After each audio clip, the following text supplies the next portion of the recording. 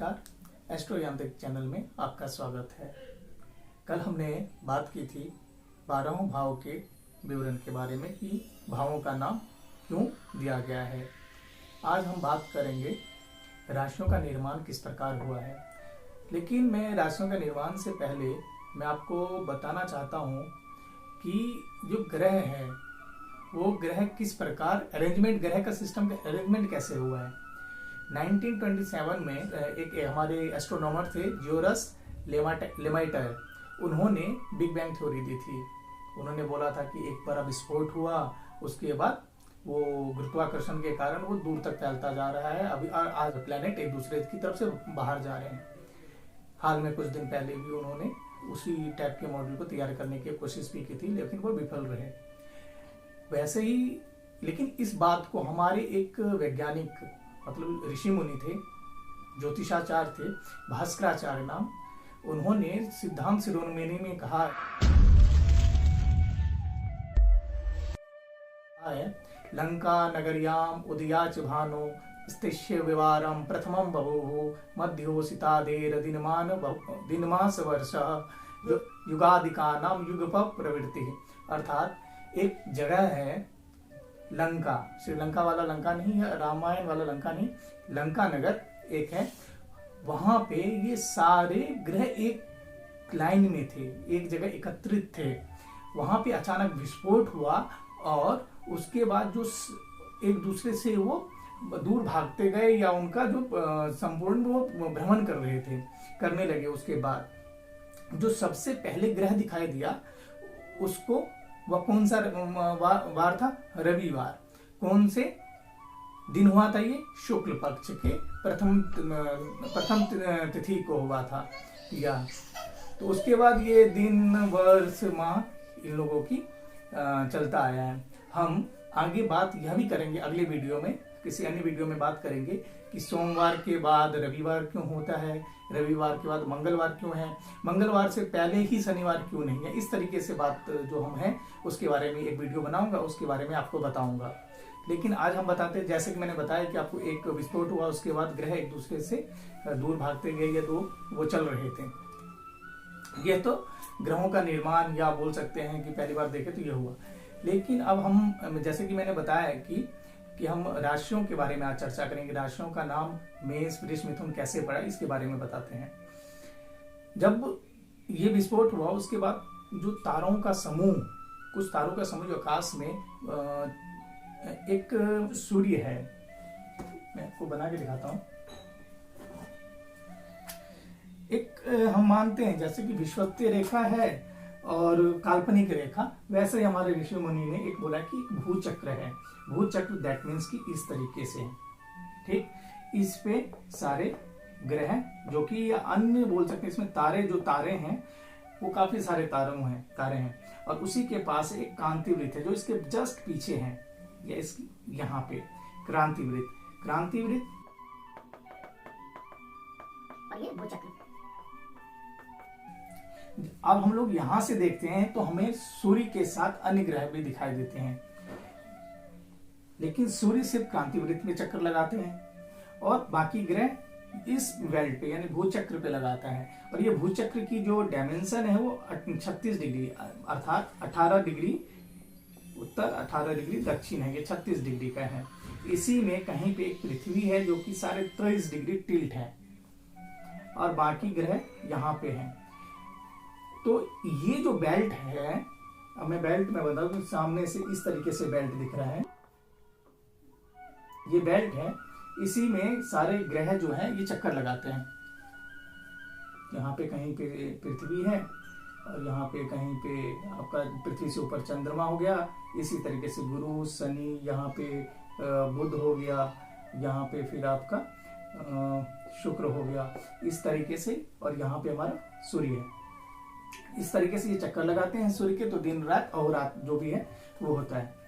लेकिन जो इस बेल्ट पे है तो काफी नक्षत्रों का समूह है, वो समूह कुछ कुछ आकृति बना रहे हैं। इसको फिर हम लोगों ने क्या किया, जो हमारे पुराने जो हमारे ऋषि मुनि थे जो कि ज्योतिषविद थे, उन्होंने इसको, ये 360 डिग्री का हुआ, 360 को देखा कि यहाँ पे 12 आकृति, मुख्यतः 12 आकृति बन रहे हैं। तो उन्होंने क्या किया, 30-30 हिस्से में एक आकृति का निर्माण हुआ।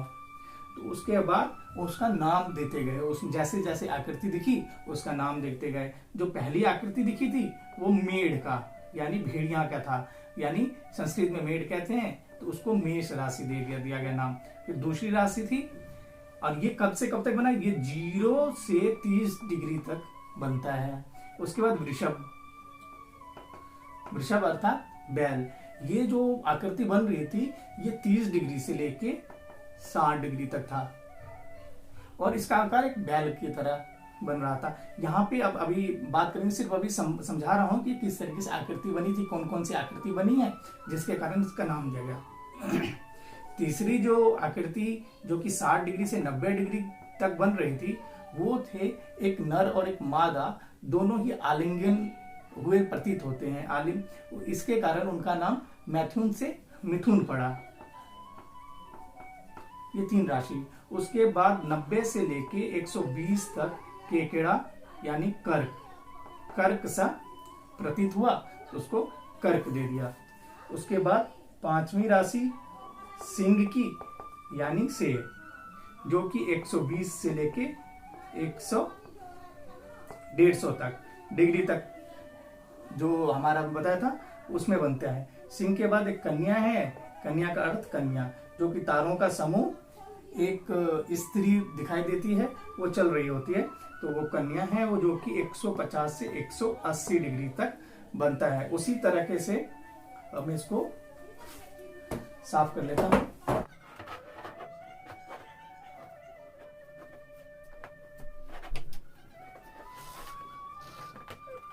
सातवीं जो राशि है तुला है।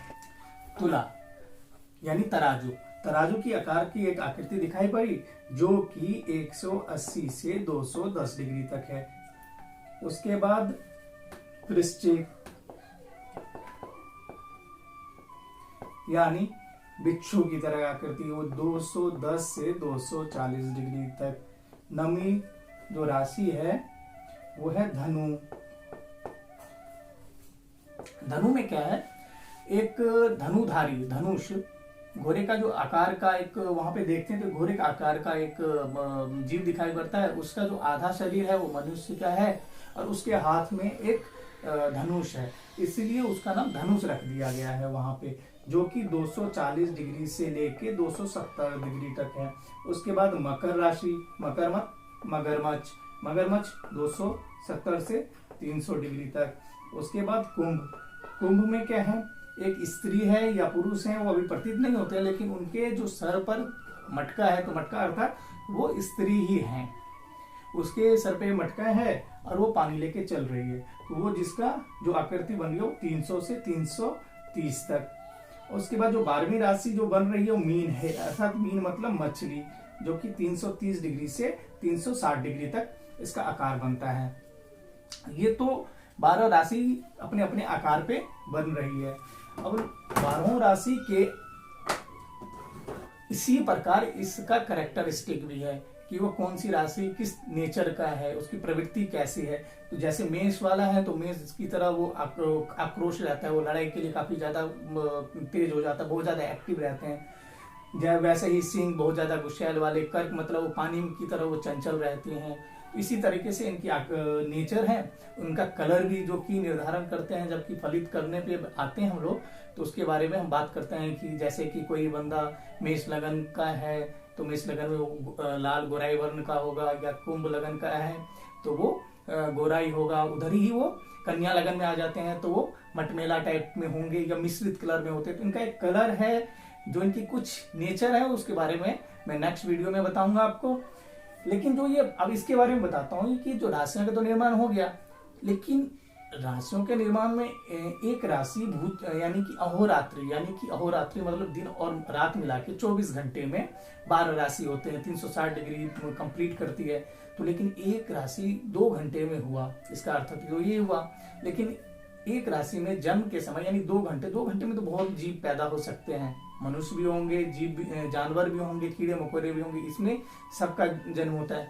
लेकिन कब किसका जन्म होगा और कौन, उन सबका जो नेचर है या उनके साथ सबके साथ एक घटना तो बीतेगी नहीं। इसके लिए हम और ज्यादा इसके अंदर जाते हैं। तो वो कैसे जाएंगे? तो इसका जो बांटते हैं राशियों को, जो और ज्यादा तोड़ते हैं, तो वहां पे देखते हैं नक्षत्र भी है। 2.25 नक्षत्र मिलके एक राशि बनाते हैं। यानी अब एक राशि में 2.25 नक्षत्र हो गया, और एक राशि को और ज्यादा विखंडित, मतलब कि और ज्यादा स्टेप बाय स्टेप बांट देते हैं। तो यानी एक राशि में भी 4 भाग में बांट दिया जाता है। प्रथम चरण, सेकंड चरण, द्वितीय चरण, तृतीय चरण, चतुर्थ चरण, जिसके अनुसार आपका नाम होता है। हर एक चरण का एक एक नाम होता है। तो जिसके एक से जन्म अक्षर से उनका नाम दी जाती है, उसी के आकार हमारा जो भविष्य फल बतलाए जाते हैं। या आप लोग देखते होंगे कि आज की राशि में इनके साथ ये होने वाला है, ये घटित होने वाला है। तो ये सभी के साथ नहीं होता है, क्योंकि वहां पे जो कैलकुलेशन है वो चंद्र पे आधारित है, और चंद्र एक दिन में सिर्फ और सिर्फ एक नक्षत्र में मोस्टली रहता है। तो इसलिए वहां पे गलती हो जाता है। तो लेकिन मैं नक्षत्रों के बारे में स्टेप बाय स्टेप बताऊंगा। आज के लिए इतना ही, क्योंकि अगर आपको इसमें कोई भी कुछ भी चीज समझ नहीं आया हो तो मेरे को कमेंट बॉक्स में लिखिएगा, मैं उसको समझाने की कोशिश करूंगा नेक्स्ट वीडियो में। और कोई सुझाव हो तो जरूर बताइएगा। तब तक के लिए धन्यवाद।